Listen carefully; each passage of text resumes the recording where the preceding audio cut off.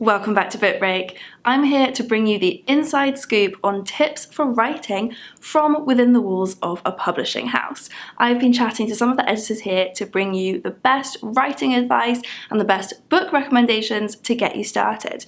So let's start with some reading material. Write It All Down is a writing guide from Kathy Rensenbrink, who is the author of memoirs The Last Act of Love and Dear Reader, and it is so beautiful. Before we get started on the contents, let me just show you these gorgeous end papers. It's stunning. The book is all about the art and the power of memoir writing, and it really gently and helpfully guides you through all of the insecurities and doubts that you might have to start with and shows you how to put your life down on the page. It's really practical, really encouraging. It's got loads of advice from other writers in here as well as a bibliography of other books that you could read.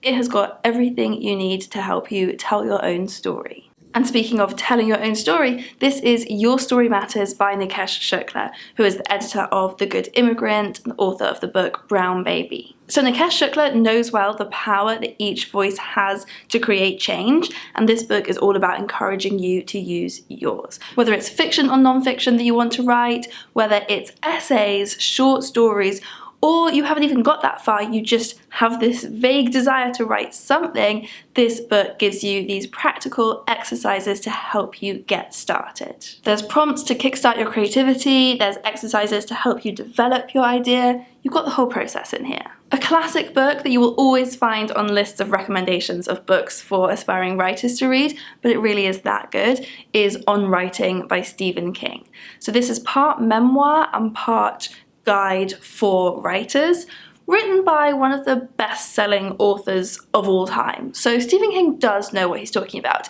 Even the book On Writing became a million-copy bestseller as well. Save the Cat is a whole series of books by Blake Snyder, and then there are some spin-off titles by other authors as well, and these are guides to screenwriting, to TV writing specifically, to novel writing. There's a whole series, so you can find the book that's perfect for your craft. And finally, the Writers and Artists Yearbook comes out every year. It is full of advice, articles from writers. It's also full of practical information. So it is the best place to start if you're looking for an agent, if you're looking for information on self-publishing, if you want to get an idea crowdfunded.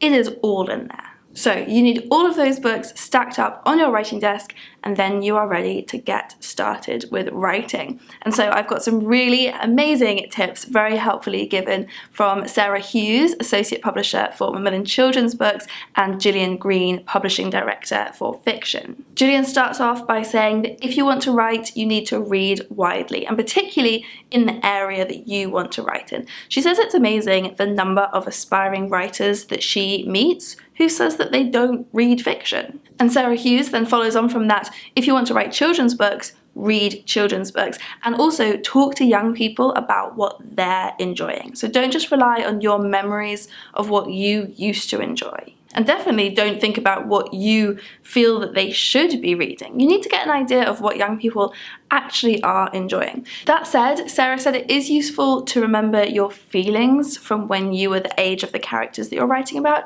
and use those emotions to feed into your writing. When you're getting started with your idea, Sarah says try not to chase trends, because likely by the time you finish your manuscript, that trend will be over anyway.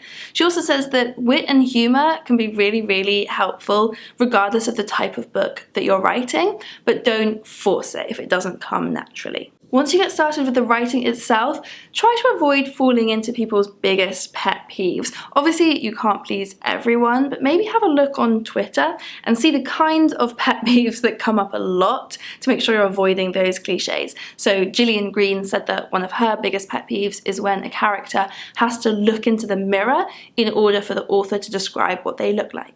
Gillian also said that one of her big rules is don't kill the dog, unless it's Cujo. And then one final tip from Sarah, keep going until you have a first draft. Don't go back and endlessly polish those first 3 chapters. Just finish your first rough draft and then you've got something to work with.